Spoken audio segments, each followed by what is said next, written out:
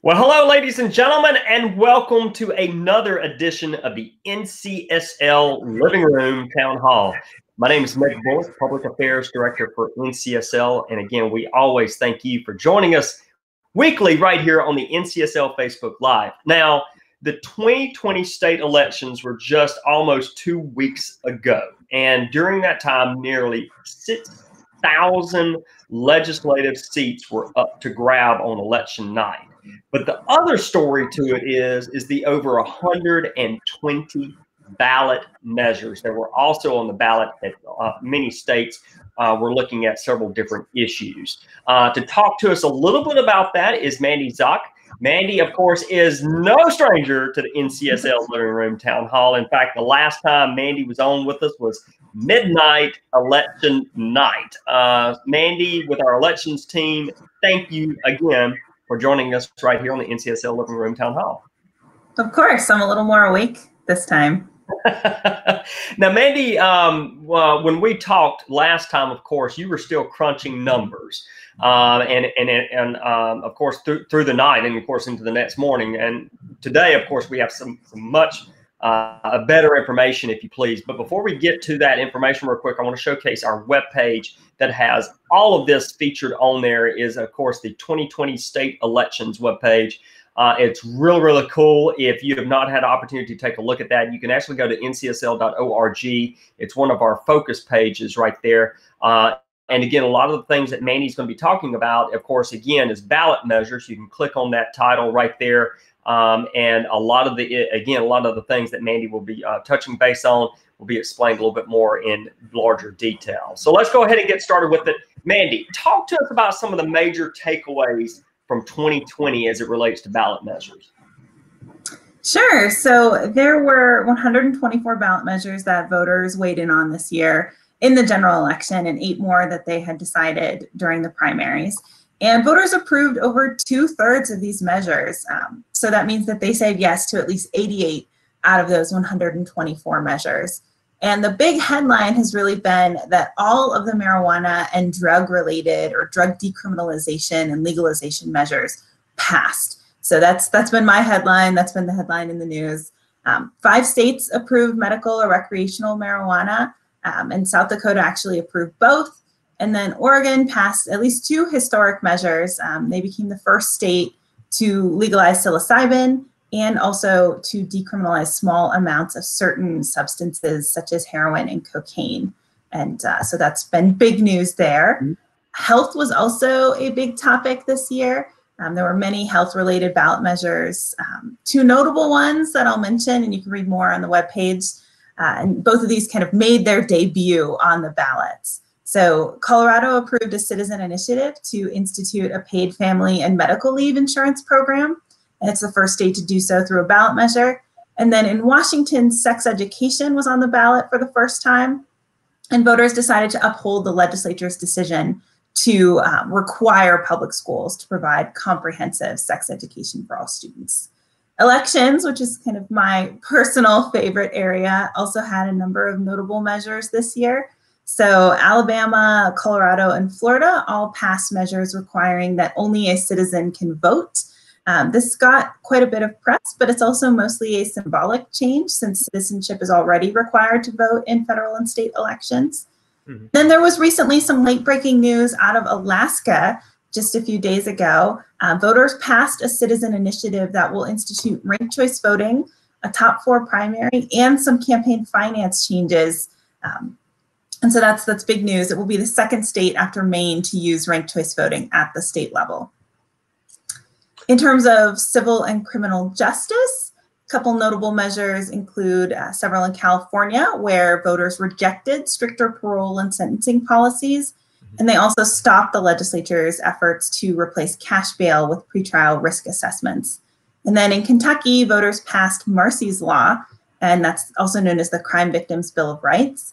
Voters in Kentucky had actually passed this in 2018, but due to some issues with the ballot language, it was overturned and they got a second chance this year, and they all said yes again. And then the last kind of theme I'll mention are taxes. So taxes are always a hot topic on the ballot. Some states require that certain tax changes have to go to voters. And this year it broke in both directions, with some voters opting to raise taxes and others choosing tax deductions or tax decreases. So in Colorado, a citizen initiative passed that will reduce the state's income tax. Conversely, an initiative to increase income taxes on those making over $250,000 a year passed in Arizona. So we can see how similar issues go in different directions depending on the state. Mm-hmm. And voters in Florida, New Jersey, and Virginia all passed tax deductions and exemptions for veterans, and all with pretty high margins. And I'll note that this seems to be the one area, especially in terms of taxes, that voters always seem to agree on. These types of measures are always the ones that pass. Mm-hmm. And again, ladies and gentlemen, if you're just now tuning in, we're giving kind of a ballot measures overview from election night. In fact, there were over 120 of them, which brings, I've got to ask the question, maybe, out of the 120, how many actually passed, though? I think it's about 88. It might be one or two more than that, but 88 at least. And to put that into perspective, Mandy, is that pretty consistent with past years and ballot measures by any chance? I don't mean to put you on the spot, but that's an immediate question that kind of comes to mind. You had 120, you had 88 that passed. You know, how does that compare with other years?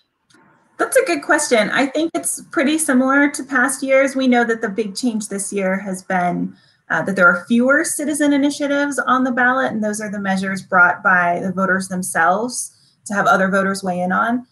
There were fewer of those. Those passed at a rate of about 2/3. Mm-hmm. Measures that were put on the ballot by legislatures, so those legislatively referred measures, passed at a higher rate, about 75%, and that's also pretty normal. Measures referred by the legislature tend to pass at higher rates, so this year was no surprise. No surprise. So I'm going to jump gears a little bit and talk a little bit about election administration, if you please. You know, given the circumstances this year, what changed in the states that made an impact for the general election in 2020, in your opinion? So from our research, we know that at the beginning of 2020, 16 states required an excuse to vote by absentee ballot. But by Election Day 2020, all but 4 states had actually expanded eligibility for absentee or mail voting, either waiving an excuse requirement or allowing COVID-19 to be an acceptable excuse to request that ballot. Another change is in terms of all mail voting. So again, at the beginning of the year, 5 states sent ballots to all registered or active voters. Mm-hmm. Sometimes this gets called universal voting, voting at home, vote by mail. And then this year, 4 states added to that total. So California, Nevada, New Jersey, and Vermont all chose to mail ballots to all registered voters. And then Montana also allowed counties the option of sending out ballots in November. I don't know if all of them did, but I think the vast majority did. Wow. And now something that is creeping right around the corner is redistricting, ladies and gentlemen. And your experts at NCSL have a fantastic redistricting seminar lined up in January. Mandy, can you speak to that and tell us a little bit more about that, if you don't mind? Of course. So my colleagues who are redistricting experts have been working tirelessly to bring several different redistricting seminars to anyone who is involved in that process. And so anyone can attend these, that they are especially useful for legislators, legislative staffers, commissioners, commission staffers, and any outside advocates. But interested members of the public can join them as well. And the next seminar is January 6th through 8th, and you can find that registration information online. And I'll just say that if you have anything to do with redistricting in your state, this is the premier resource on redistricting. It's one of the many resources that NCSL offers to our members, and so you won't want to miss it.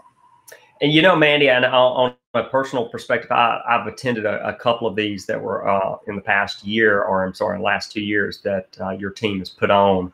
And it was remarkable to go to this redistricting seminar and see the programs, and you could put in numbers in a district and it would draw a particular map. I mean, it was just amazing to actually see the process and everything. So again, ladies and gentlemen, if you have anything to do with redistricting, or you think you might have something to do in your new position and everything, either in the House or the Senate or in the legislature or legislative staff, this redistricting seminar is built for you. Again, January 6th through the 8th. You can check out our website, ncsl.org. And I know our wonderful producer, Berkeley, will put that link and everything also here on our Facebook page. Mandy, is there anything that I'm missing that you would like to make sure and share with our members out there?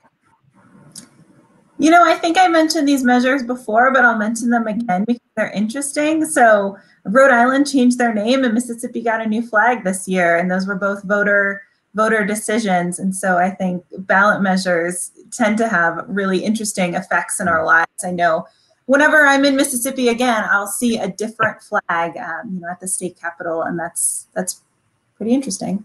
There you go, Mandy. And then, of course, as a fellow Mississippian, the flags are actually on back order right now. So I can't even get a flag just yet because I'm so proud to be able to showcase that here at my home. So again, as always, Mandy, thank you so much for joining us right here on this NCSL Living Room Town Hall. And to our audience out there, thank you for joining us each week here on NCSL Living Room Town Hall. See you next time.